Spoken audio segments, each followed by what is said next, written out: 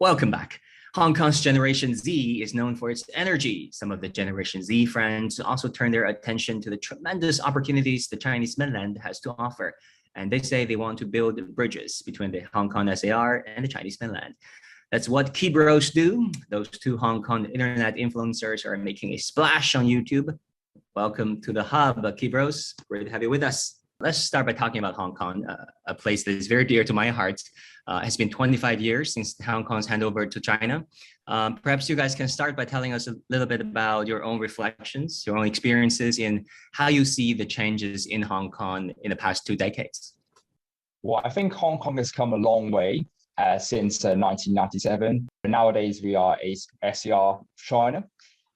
We have, I think, a very bright future ahead. Obviously, there were many obstacles in the past few years, especially like in 2019, 2040, there were major social upheavals.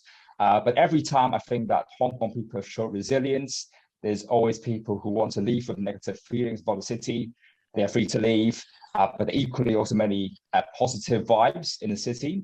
People who want to stay will stay. People have always said that, oh, Hong Kong will fail, like in 1997, but every time as Hong Kong people, we've proven to the outside. You talk about positive vibes. Do you think the vibes are still as positive now, after all these years, after all that has happened in 2019 and 2020?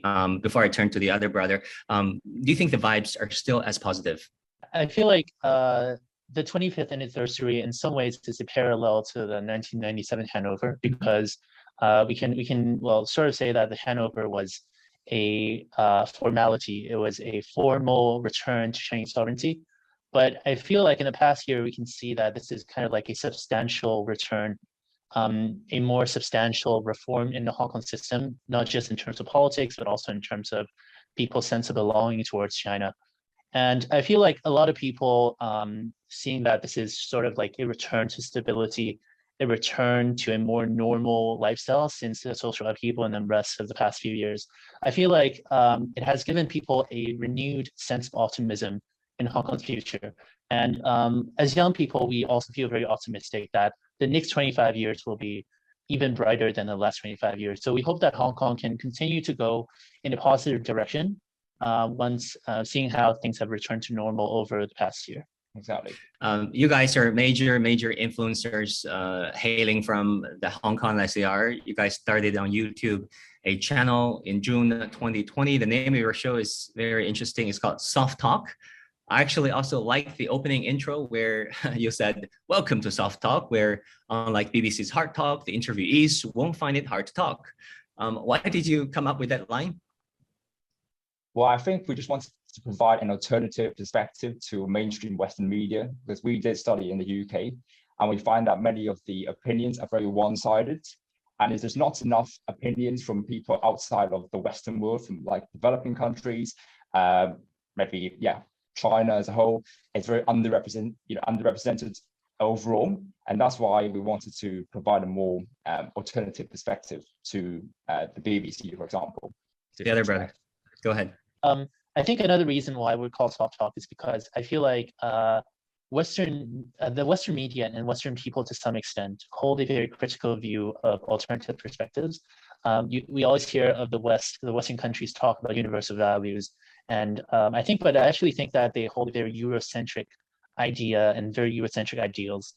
And I think the reason why we call it Soft Talk is just to have a contrast with BBC's imposing and critical attitude towards alternative perspectives.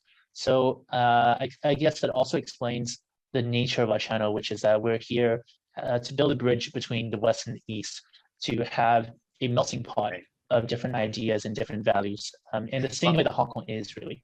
I want to talk about some specific issues, such as the younger generation in Hong Kong. I really want to understand, and maybe for that matter, help our audience from around the world understand the mentality of the younger generation in Hong Kong, because after all, they did make up the bulk of the protesters during the 2019 protests. If you look at some surveys, that says some 70–80% of the protesters were aged, under 30.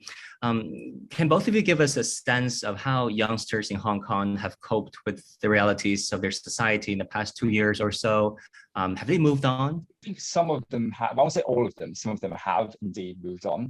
Unfortunately, a small sector of them have continued their ways in being extreme. This, I think, stems from the old education system that's based on the colonial mindsets. Especially, there was one subject called liberal studies, which was already discontinued in Hong Kong, where it's supposedly liberal, but in fact, it doesn't encourage critical thinking. It only encourages sort of brainwashing towards the kids since a very young age from mainly Western media sources, but they don't provide a holistic picture on maybe colonial history or world history even. And that has caused people to only believe in one particular perspective. And I think the problem is that when people blindly follow slogans, it doesn't actually bring justice, but actually brings more chaos. Yeah, I feel like a lot of young people, including ourselves, once you exit university, I feel like the education system, in some ways, it's kind of like a bubble. When you're still in school, you think of things in a very idealistic way because, yeah, well, you have time on your hands to think in a very academic way, right? You have time on your hands to think about idealistic things, such as, democracy, freedom, what does it mean? Why don't I have these rights? Why don't I get to vote? Stuff like that. But once you enter real life, once you enter real society, you start to think in very pragmatic terms. You start to think about, well, how am I going to get a job? How am I going to carry my life forward? How am I going to improve my standard of living? And I feel like a lot of people are starting to realize that life is really more than just politics. Life is more than idealistic thinking. And in many ways, people are starting to understand that economically speaking, the mainland has a very important role to play in Hong Kong society. And I think a lot of people are starting to realize that without that inherent connection between the mainland and Hong Kong really cannot succeed on its own. So I think a lot of young people, hopefully with schemes such as the Greater Bay Area, the government is providing training schemes, providing subsidies for young people to come to go to the Greater Bay Area and work there and find a job, find new opportunities. I think more and more people are starting to embrace that and understand that, well, ideals are one thing, but ultimately, the most important thing for governments to do is to ensure that citizens live a good life and to ensure that they have the ability and the opportunity to better themselves. Upon that idea, I want to ask you about the education in Hong Kong. On one hand, you do need academic freedom, right? You want young people, kids, to think open-mindedly about things, to think critically about things, to ask intelligent questions. But on the other hand, you don't want every person in a society to embrace anarchy, for example, or radical ideas, or expressing those ideas in a radical manner. How do you think Hong Kong's universities and educational institutions have fared in that regard, especially in recent years? Well, because of Hong Kong's historical development and economic prosperity in the past few decades, a lot of Hong Kong's best and brightest students get to travel overseas and study in different countries. For example, I think in the UK, there are currently like around, 10,000 Hong Kong youngsters studying in the UK. In America, it's like 5,000 or so, just in the universities. And I think for these people, they get a lot of exposure to alternative perspectives because they get to travel abroad, they get to speak to people from different places.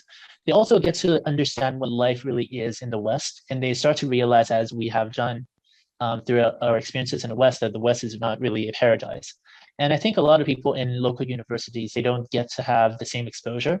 So in some ways, I can't really fault them for believing in idealistic thinking because all of the impression that they get from the West are from Hollywood or from the Western mainstream media.